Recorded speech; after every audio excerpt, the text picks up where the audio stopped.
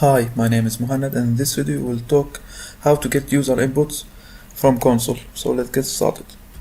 Now, to get user inputs, we'll need to use the scanner data type, which, as you can see here, Java doesn't understand what it is because we didn't include it inside our project, or we didn't import it.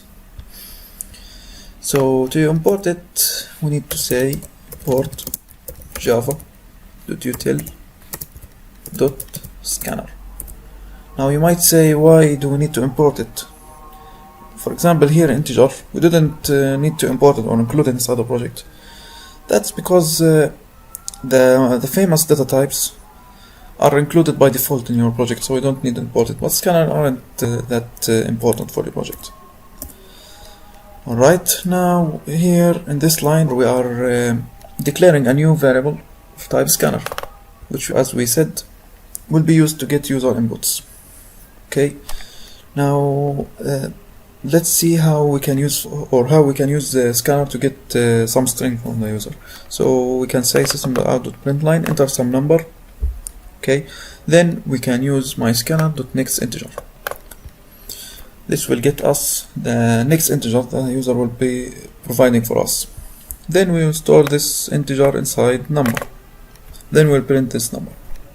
Okay, in the second line we will do the same thing, but we will get a string from the user.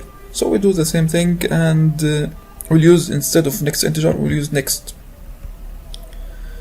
and then we will print this name.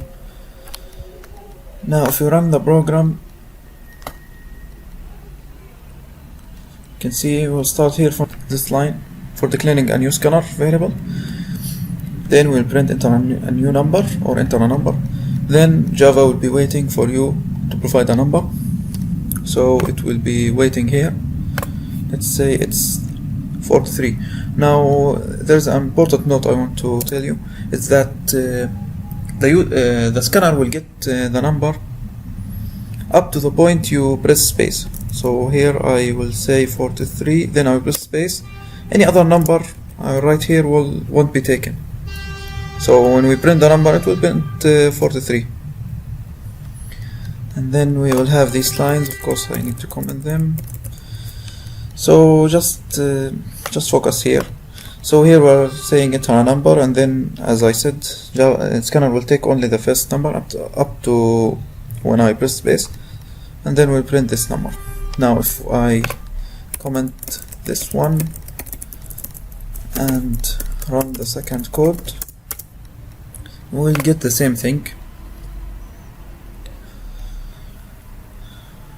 Okay, so here I will write my name. Then again I can write anything after the space, but it won't matter to scanner. So here we will see my name was printed. And you might say, how can I get all the line here? So I can get the full name. You can simply just add nextLine. This will get you all the lines. So you'll get all the names up to and press enter. Run the program again. You can see that if I print Mohammed, let's say Samir or anything. So you see here your name is Mohammed Samir. That's it for this video. Thanks for watching.